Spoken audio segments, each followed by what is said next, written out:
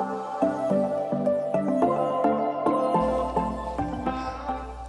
right. Um, how's everyone doing? Good? Awesome. My name's Ismael Cuevas. I am a member of the Chicago Mobility Collaborative, and I'm happy to be here today. My colleague Ruth and I actually took a Metra from Union Station. I got off here at Montclair and then took a divvy bike on the way here. So it was a pretty. How long did it take? Honestly, we were just talking the whole time, so it doesn't matter. It was fast. I work for Amtrak, so like distances are like very weird for me now. Like I have to take the train from Chicago to North Dakota or the train from Chicago to Texas, and it's like it's all relative, you know. Like if I take the red line or the green line, it's all relative now.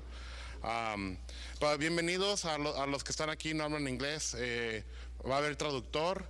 Yo me llamo Ismael Cuevas, soy miembro de la colaborativa de movilidad aquí en Chicago. Y muchas gracias por estar aquí el día de hoy. So welcome to Reese Park. We're thankful for the Park District and the staffers for putting on this event, for helping us organize and collaborating with us on getting this space. So thank you all of the Chicago Park District for helping us. I also want to acknowledge some of our few elected officials who are here. I see Alderwoman Cruz here. Thank you for coming. For those of you who may be the first time that they're around an elected official, it's really important to have your elected officials come to these types of community meetings. I show that they're engaged, it shows that they care about the community, and it shows that they care about what your voices are and what you want to say. So thank you so much for coming here. And Reese Park is in the 30th Ward, so thank you so much for helping with all this as well. And then Alderman Cardona, I don't think he's here yet. And then Chris from,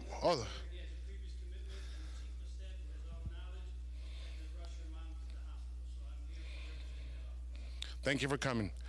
And Chris from Alderman Villegas' office, back there as well. So thank you all for coming to tonight's meeting. I just want to go over some really quick things. So there's also staff here from the Pedestrian and Traffic Safety Committee. There's representatives from the CTA, CDPH, and DPD tonight as well. So if any of you belong to any of those committees, just raise your hand so folks can see you. So we're gonna go over. Let me go over some of the slides really quick, or just kind of like so we can go over what our meeting goals are for today. So if anyone can, there's always technical issues. 3 years after COVID, but we're still figuring it out, right? Okay, so while that loads up, so here's our agenda: welcoming community voices, CDOT updates, knowledge sharing presentations, so measuring equity with community-centered approaches, community table overview, community tables breakout conversations. We're going to regroup. It's going to be a call to action, and then we're going to close the meeting. And just so you all know, this meeting is being recorded live, so thank you for the folks who are tuning in today. I really appreciate it. So there's that. One of the Chicago Mobility Collaborative goals that we have is to establish a forum for meaningful conversation and participation where collaboration is encouraged, learning is facilitated, partnerships are fostered, and where Chicagoans have a voice in the decision making that impacts them. And in a former career, I used to work for the city of Chicago, and these types of initiatives are really important, right? And I'm really happy to see young folks on this side of the room who are coming to this meeting to participate because the city needs to hear your voice. So give it up to the folks on that side for coming.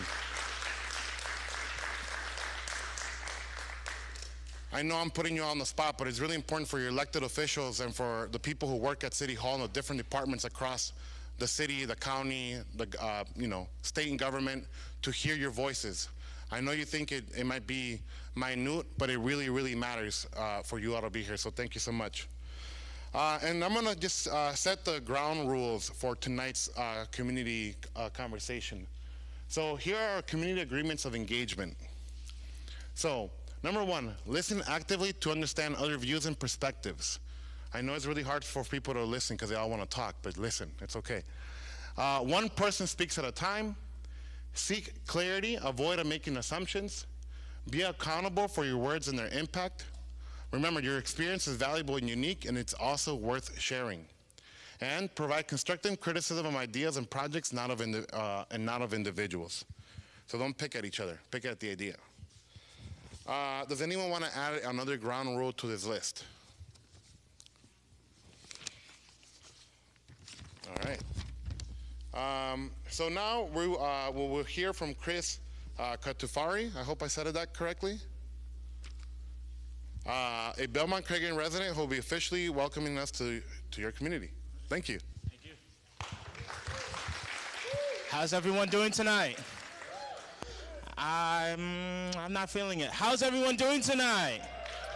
Yeah, that's much better. I like that. I like this energy. I like how positive and energized everyone is right now. So from deep down in my heart, I want to first off say thank you for everyone to taking time out of your day. I know this is an important event for me and everyone who lives in Chicago and Belmont Cragen area. It means a lot to me to coming out, and I just want to say thank you. And everyone who has came out, again, thank you. I just want to say I am a Belmont Cragen resident who's been living there for almost his entire life, for almost 27 years, going on 28. And I just have been very impactful in my community and want to just have more people to come in and just do as much work as possible so we can do this together and try to get more missions done so it benefits all of us as people and as residents of Chicago. So again, I want to say thank you, and I will be passing it on to Alderwoman Ruth Cruz. Thank you again.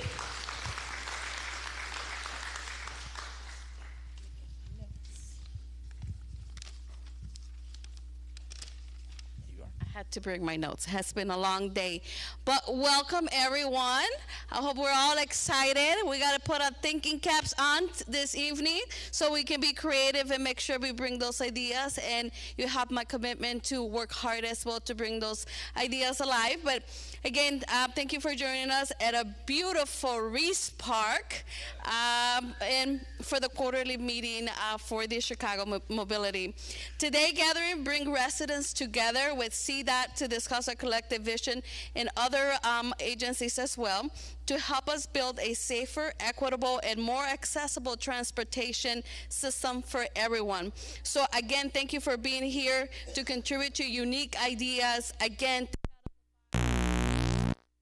yourself to any ideas, voicing your thoughts, and for being a part of this process. Again, thank you. So again, welcome again. If you have an opportunity, walk around this beautiful park and say hello to our neighbors. Thank you. And then now, Chris, where are you? Oh, here we go, Ishmael.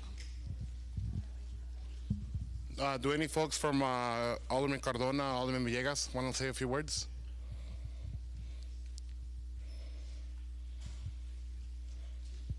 So on behalf of Alderman Cardona, I had a previous engagement. I'm here. Who should have been here should have been Alma, but she, as I said, she had to rush her mom to the hospital. But I'm glad I'm here representing the alderman. I'm glad to see the turnout. And what Chris said sparked something to me, which was I grew up in Belmont Cragen since 1974. And I told Jeremy that my wife and I bought 2 bikes from Sears, went bike riding on Fullerton, almost got sideswiped, and never rode our bikes again. So I'm hoping that this meeting works out at the very end to where that doesn't happen and the roads are safer. And they are becoming more and more safer, but thanks to collaboratives like this. So thank you for being here. Thank you. And now we have Chris from Alderman Villegas' office.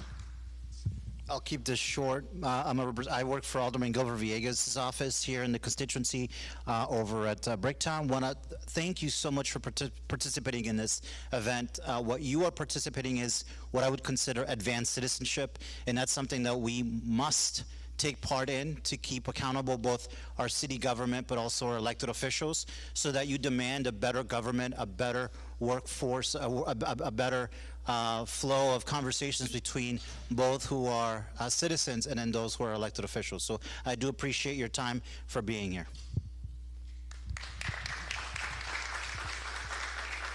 And one last thank you. I just want to thank our interpreters who are here. So thank you all for doing all the work that you do.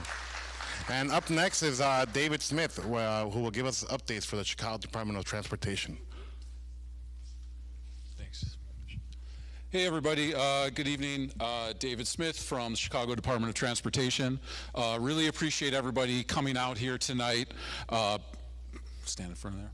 Belmont Cragen is really one of my favorite communities in the city of Chicago.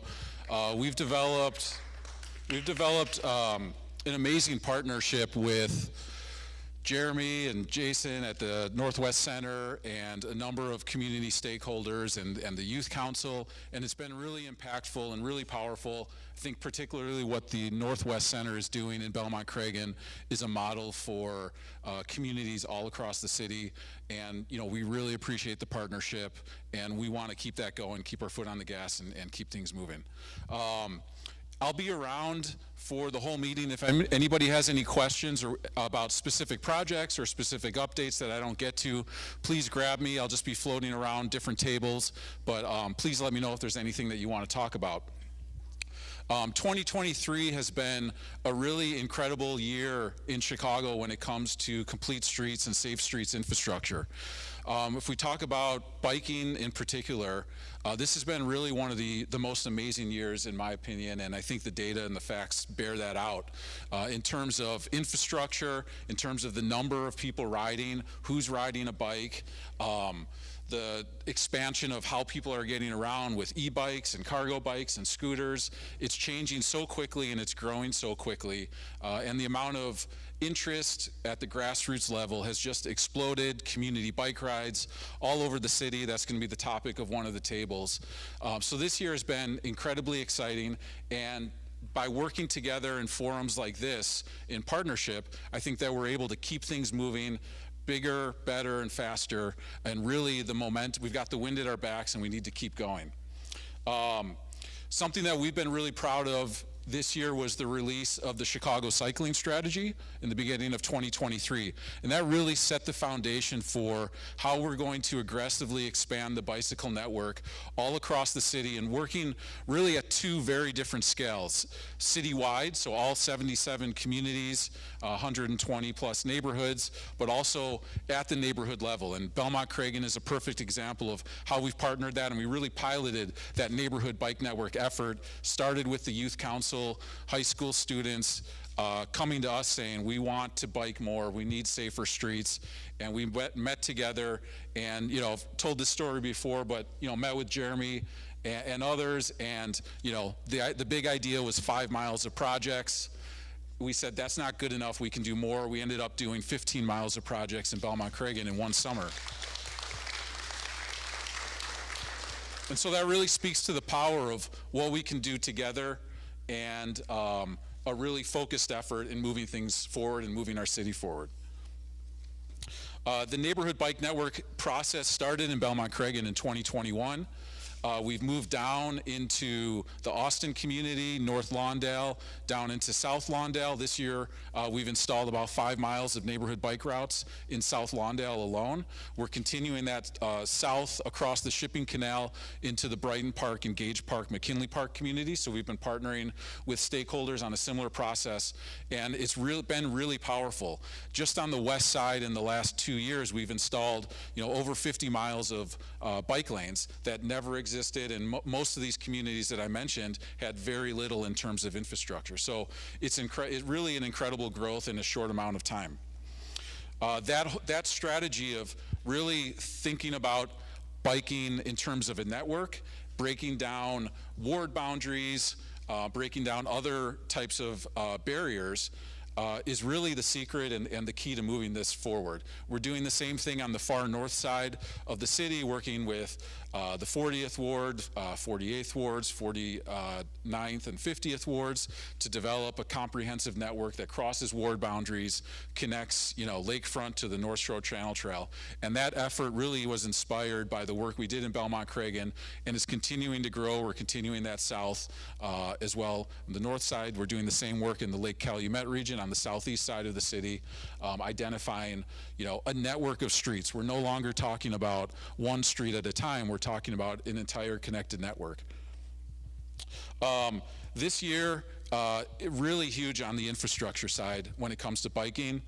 This will be the biggest year in Chicago's history in terms of total mileage of bike infrastructure, total mileage of protected bike lanes, total mileage of neighborhood bike routes, and then really those high impact projects that are really big changes to the street. We've had more this year underway and upcoming even in the remaining few months than ever before. And of all the work that we've done this year, we've already implemented, we're getting close to 40 miles of projects that have been completed or underway today. We'll exceed 50 miles by the end of the year. Over 80% of those are protected bike lane projects and neighborhood greenways. That's something that we outlined in the cycling strategy. We include a map of the next 150 miles of projects, and 85% of those will be protected bike lanes and neighborhood bike routes. In terms of protected bike lanes, we recently installed a really exciting project on Kedzie and Augusta, those are basically upgrades to what were buffered bike lanes or existing traditional bike lanes. We've converted those to protected bike lanes, and immediately we're seeing really positive results. We did some data collection on both of those streets. On Kedzie, instantly we've seen about a 90% reduction in people driving over 30 miles per hour. So by changing the design of the street, reworking the infrastructure, lowering the speed limit, the posted speed limit, now people are driving at a much safer street. The street is much safer to cross for people walking, and a much more comfortable street for people biking. On Augusta, similar results, 35% reduction in people driving over 30 miles per hour and a huge increase in the number of people driving 20 miles per hour or below. So that really speaks to the power of these types of projects. It's not just about creating a bike lane or making it providing space for someone biking. It's about making the streets safer and more accessible for everybody, no matter how you're getting around. On Central Park in the Garfield Park neighborhood, we've got an amazing protected bike lane project that's underway right now from Franklin Boulevard down to Madison. This goes through the Garfield Park Conservatory and into Garfield Park. There's raised crosswalks, pedestrian bump outs, curb protected bike lanes. That'll be completed within the next month or so. We've got a new project on Dearborn, which some people have seen, north of Kinsey, extending a protected bike lane from Kinsey up to Chicago Avenue. Includes some really nice improvements at the Dearborn and Chicago Avenue intersection, which if you've biked through there, you know that's been a problem in the past. Bike signals, really reworking the entire configuration of the street. It's going to be a huge improvement. That construction started in the last week or two. Clark Street in the Edgewater neighborhood has been under construction. Transit boarding islands, new pedestrian crossings and refuge islands, curb protected bike lanes. That project will be completed by the end of October. And we had another really cool project start in the last month on Blue Island between Roosevelt and 18th Street, protected bike lane connecting Roosevelt down to the Pilsen community in the southwest side of the city. And many other protected bike lane projects underway. This is a huge focus of ours going forward, and we're going to continue to deliver on these projects. We've got a number of exciting neighborhood greenway, neighborhood bike route projects underway. Levitt is a big one between Milwaukee Avenue and Lyndale, but then also from the Lathrop Homes at Diversey all the way up to Berwyn, which all of those combined is about 4 miles. It'll be the longest neighborhood bike route in the city of Chicago. That's under construction right now. As I mentioned, we completed about 5 miles of neighborhood greenways in Little Village, 28th Street, 30th Streets, Keeler, Hamlin, really creating a connected network across the community, getting us down to the canal, and we're going to be extending that across the canal and under the Stevenson next year. High impact, what I would call high impact projects, a number of these underway. We've got a protected bike lane that's being installed through a resurfacing project on Jackson in the West Loop or west of downtown. That's underway right now. Jackson is in IDOT, or Illinois Department of Transportation, jurisdiction streets, so we've partnered with them. That's a huge part of going forward, partnership with the state DOT and implementing safe streets infrastructure on state jurisdiction streets. That's underway right now. We're working on designs for several other protected bike lanes on IDOT jurisdiction streets that'll be coming online in the next couple of years. Milwaukee Avenue, between North to Armitage, we had a really amazing community meeting over the summer. Some of you guys may have been there. We had over 200 people at the meeting, waiting line out the door to get in. Incredible support. High impact project, parking consolidation to one side of the street, protected bike lanes, pedestrian improvements, street resurfacing. That'll be starting in the next couple of weeks. That's going to happen this year. The Belmont corridor, tons of improvements, particularly western to Kimball, connection to the 312 River Run, transit improvements, bike improvements, pedestrian improvements. That's all been underway. A really cool design at the Kedzie and Belmont intersection was called a protected intersection, where two protected bike lanes meet. That's been underway, and if you've ridden through there, you've seen the changes. You can really start to see how much of a huge difference this makes on a street like Belmont, where we had a ton of speeding, people driving 50, 60, 70 miles per hour. You really can't do that anymore with the new street design. It's a much safer street and a much more accessible and enjoyable street for everybody. We've got the Grand Avenue project. We've had a couple of meetings. Some of you guys were probably at those meetings. This is a reconstruction project from Damon Avenue to Chicago, maybe about 1.5 miles or so. And we're implementing protected bike lanes, like 20 or so raised crosswalks, new traffic signals, a ton of pedestrian improvements. This is going to be really a transformational project and really set the stage for extending that northwest to Humboldt Park and connecting into Belmont-Cragen. We've done some work in Belmont-Cragen over the last couple of years. We have a protected bike lane along Hanson Park. That'll be getting concrete curbs in the next couple of weeks. We've done work on Grand down to Armitage, but Grand Avenue can really be that cycling corridor from Belmont-Cragen all the way down to downtown, and we're chipping away at it. We're making it happen, and the project from Damon to Chicago is really a huge transformation and a huge part of getting that done. We've got concrete curbs going in all of our protected bike lanes. By the end, we're on track this year to complete over 20 miles of that. This year, really the most aggressive, fastest program of any city in the country. And it's really making a huge difference. You're seeing the curbs pop up all over the place.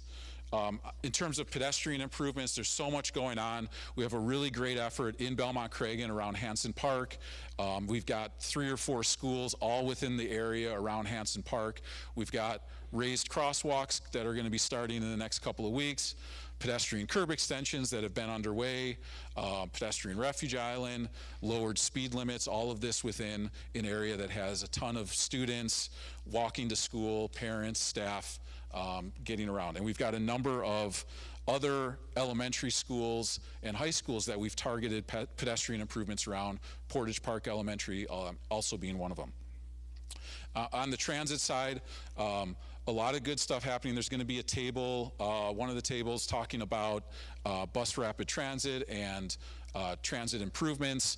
The CTA's received money and to really hone in on a handful of corridors where we can target for robust transit improvements over the coming years. So all very exciting. I'll cut it there. I'm probably way over time, but I could keep going on and on. But if you have any questions about specific projects, want more information, or just want to talk about infrastructure, complete streets, safe streets policy in general, please grab me. I'll be here. And again, really appreciate all the folks from Belmont-Cragen with the continued partnership, and appreciate everybody coming out tonight.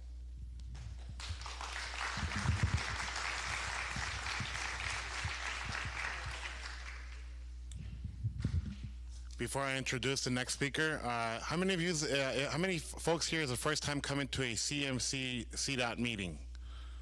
Awesome. So you're joining the big group of folks who are coming to these meetings across the city. There's a third meeting. The first one was at Garfield Park. McKinley Park, then in Inglewood, and now in Belmont Cragen. So we're touring across the city. So welcome to the club if it's your first time to these meetings. I just want to introduce Margarita Reina with CDPH, who will be talking about, who will be giving a presentation about knowledge sharing. So thank you.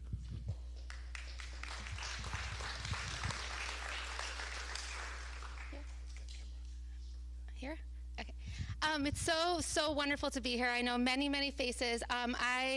This is my first meeting in this setting. I have 3 kids, so it's a little hard, and I know I see some kids here, and I'm so happy to see all you young people, because you guys are what we need to make the difference. So I'm so happy.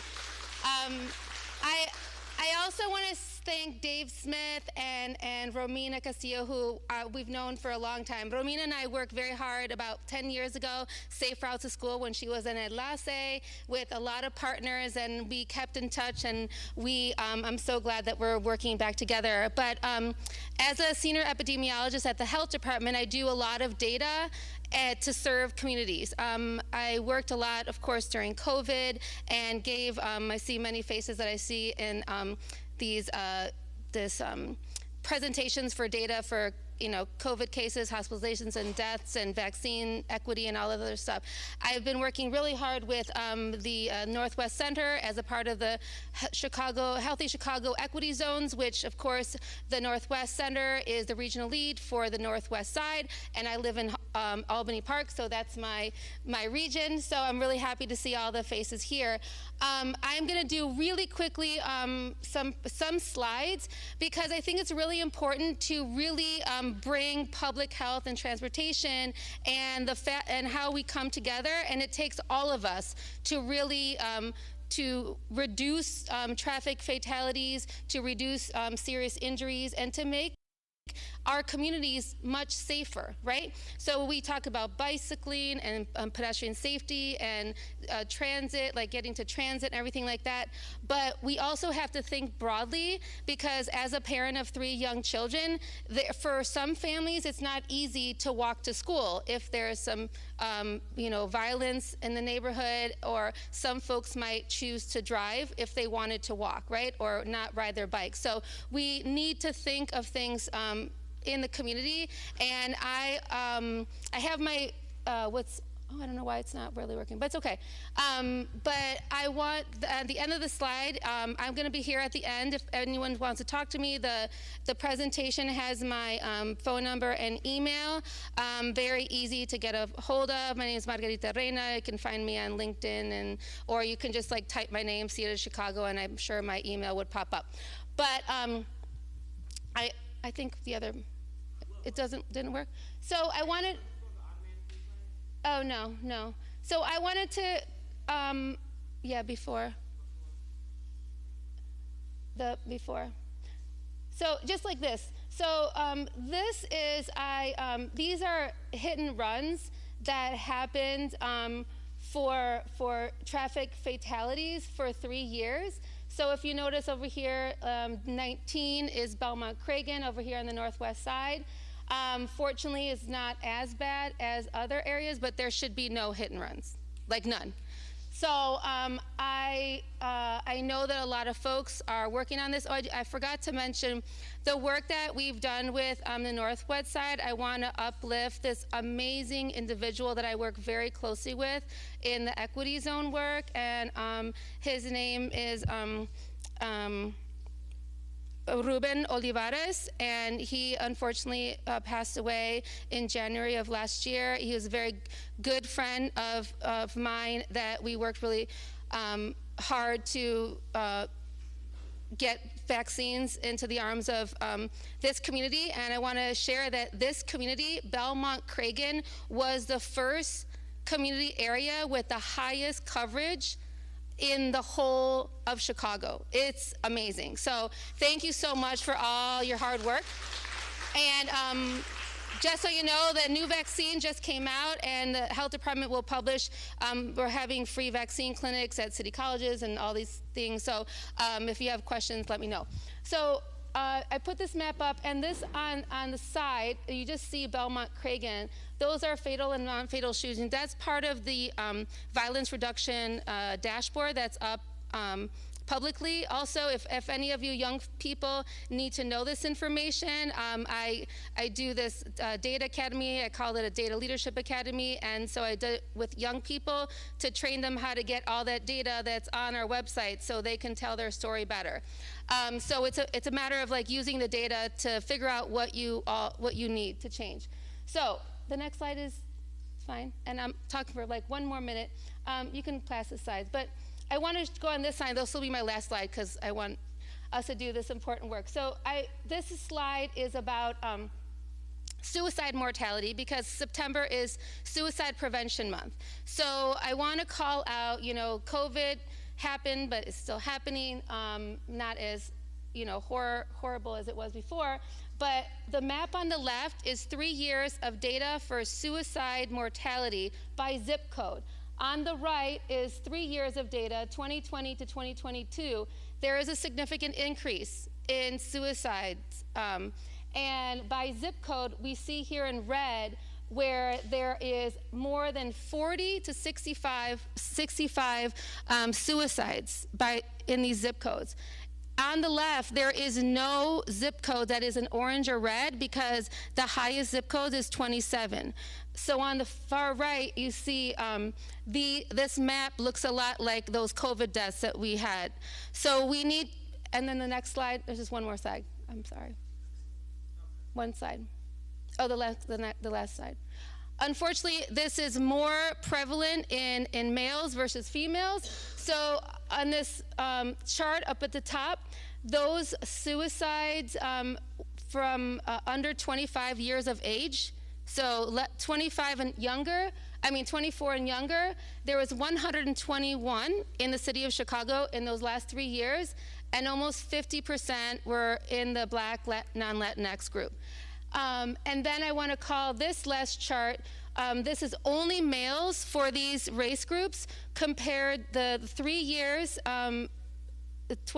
before COVID and then COVID 2020 to 2022, we saw an increase of 30 or more for Latinx and Black males over those time periods. So that is something that you can't ignore, but we know if you ask people in communities that are affected, it's just, we know this. But I'm so glad we have young people, and it's a call to action. So we have ideas about, social emotional learning and making sure that the health department has places for folks to go if they want to talk to somebody and things like that. So that's it for my data. If people are interested in looking at different types of data, I'm always interested in analyzing things that you want to use. That's it. So I'm going to be available for questions. Thank you so much. And before we go on to the next segment, if you have any questions for the Chicago Save Ambassadors, they're on this side of the table. A lot of resources. You can take information back to your neighbors, family, a school, church. So make sure to visit their table. Up next is Romina Castillo, who is the brains behind a lot of these things. So thank you so much. Alrighty. Well, welcome everyone. Again, for those who don't know me, I'm Romina Castillo. I'm the Director of Outreach and Engagement at CDOT. So happy that you all can make it, both in person and also virtually. So thank you all, the ones who are joining through the Zoom meeting. So we're here to have more meaningful dialogues. We don't want you guys to listen to us only. We want to listen to you as well. So we're just going to go ahead and I'll do a quick introduction of what we're going to be discussing today. So if we want to just go to 2 more slides, please. One more. Yeah, right there. So we'll have 4 in-person tables. The first one, which I forgot where exactly it is, but we'll find them. That one, it will be our conversation about better streets for transit. We have been having, over there, Audrey's holding it. This is the 3rd time that we convened this conversation, and we're so lucky to have representatives from MPC, CDOT, and CTA. So we'll be having a great conversation more into how to implement bus rapid transit. I know that is a hot topic right now. A lot of people are interested in how we can improve transit in general across our city. So this will be a great follow-up discussion from the last 2 meetings. Table number 2, we'll have a conversation about, this is our series Beyond the Bike Lane.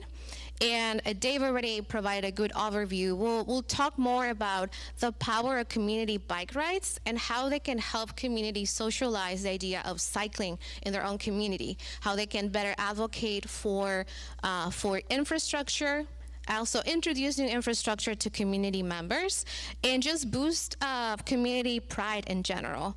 So we'll have a conversation about that. We're so lucky to have our friends from the Northwest Center co-facilitate that, also with our Safe Ambassadors. Our Safe Ambassadors help communities organize and convene those bike rides. So you'll learn more about how they work with organizations.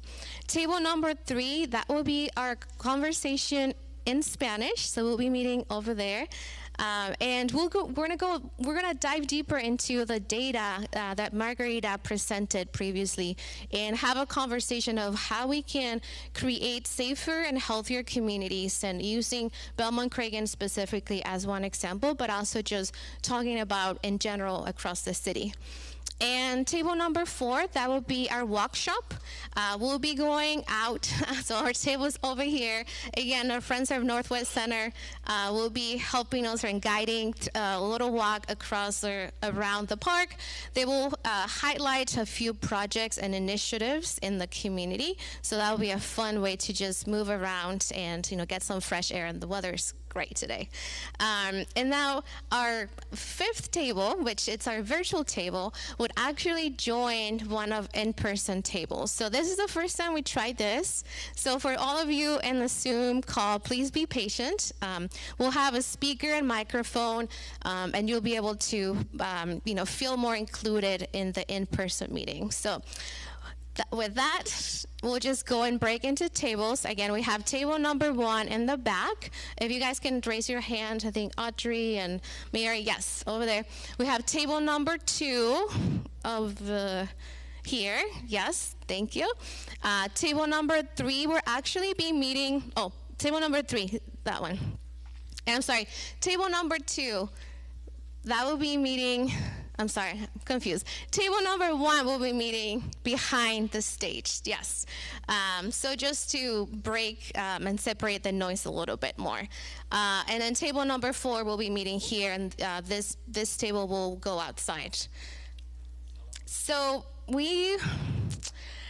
let's just do, we're gonna have to cut it a little short because we're running out of time. We wanna be mindful of everyone's time. So let's just say 35 minutes.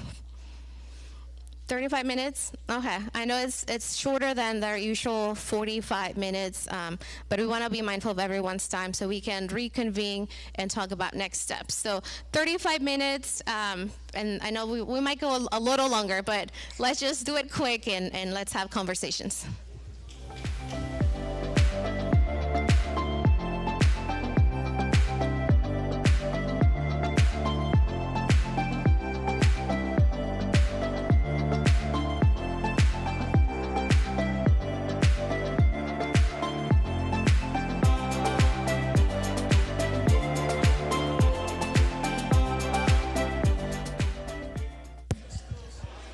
All right, folks, we're almost done. We got 15 minutes left.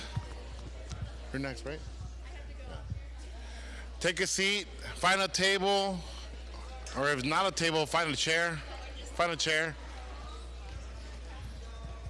We're almost gonna be wrapping up. I know you're all excited to go home and have dinner.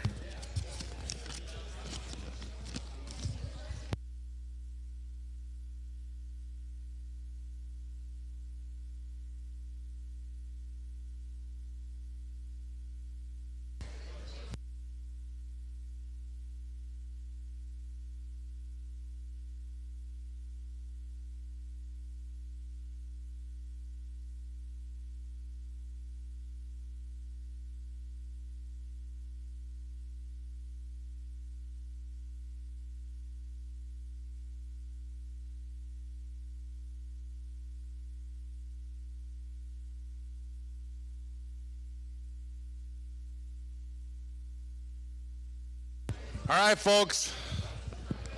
Is everybody ready for the next portion? We're going to be closing out. I hope your tables all went well. Jeremy, how'd it go? Awesome.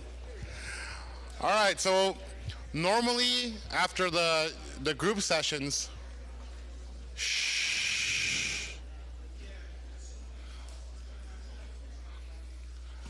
I know everyone has been making a lot of friends tonight, so after we're done in about 10 minutes, you all will be able to reconnect with your neighbors and your friends.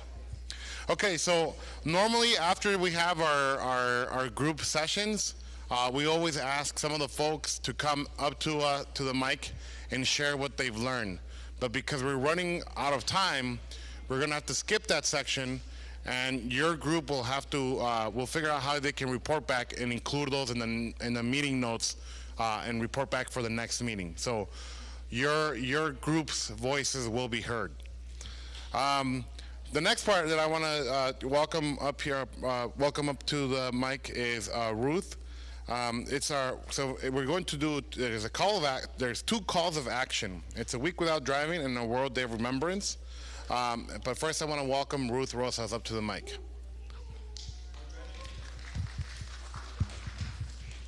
Hi, everyone. My name is Ruth. I work for America Walks, which is a national organization that focuses on pedestrian and placemaking. And we have, we're partnering with a disability organization in Washington called Disability Mobility Initiative to do a week without driving. And it's going to be October 2nd through the 8th. And basically, this is a national call. It's for transportation professionals and elected officials mostly. Anybody can take it. Some of us live without cars, but this is pretty much to challenge elected officials and people who make decisions to know what it's like to live in their community without a car, because some people don't have that option, because of disability, because of age, etc. They don't have the option to drive in their neighborhood, in their community, and they may face gaps and barriers. And so we challenge elected officials and like mayors, right, aldermen, to do this for a week. If you drive, it's okay, but it's really reflecting about these gaps and what people who are in those positions, like what they have to give up when they can't drive. So anyway, there's like little sheets on your tables where you can read about the initiative and kind of its initiative or its start with disability justice and why it's really important to us. So if you are interested in joining, feel free to visit the website or come talk to me. Thank you. And I've actually taken Ruth's challenge of not driving, so I've actually been carless for the whole summer. It's been pretty fun. Thank you all. And last but not least, Romina will give us another call to action, and then we'll be closing out. All right, thank you, Ish. So the second call to action, we have what it's known, the World Day Remembrance, for people who have passed due to traffic violence. In the past 3 years or so, the city has always done some type of event or activity to remember our Chicagoans who have been the victims and also the families who have suffered the losses of their loved ones. So for this year, something that we have been thinking about is collecting stories, narratives, and also messages, not only of course, of any of loss, but also what would you want other Chicagoans to know about traffic safety and what it matters in our city? So we have our ambassadors. If you have already a message in mind, we're happy to record your voice or a video today. But if you're also interested, let us know. We're happy to meet you. If you're at a school, if you want us to come at a school, at a park, we're going to be going around the city and collecting those stories. So we'll provide more information on the website and also through social media. So I just wanted to give everyone a heads up. And so that is our second call to action. If we want to just go to the next slide, we want to remind you, well, first of all, I want to thank you again, everyone, for being here. We want to thank our elected officials and representatives from the 30th, 31st, and 36th wards for being here, and also Reese Park for hosting us tonight. It's a wonderful park. And our next meeting will be Thursday, December 7th. And the same time, we'll be shifting a little further north to Albany Park. The location is still TBD, but we will most likely be at a school. So that will be a slightly different from our past experiences. So between now and then, we'll be providing the notes from this meeting, the video from this meeting. Please get in touch with us if you have any questions. If you can go one more slide. My information is in there, the information for the meeting's website. And again, we have the ambassadors here. If you have any other questions about programming, resources, we're happy to provide that. And we're running a little late, but there might still be more time for us to answer questions after my remarks. So thank you again, and hopefully we'll see you in December.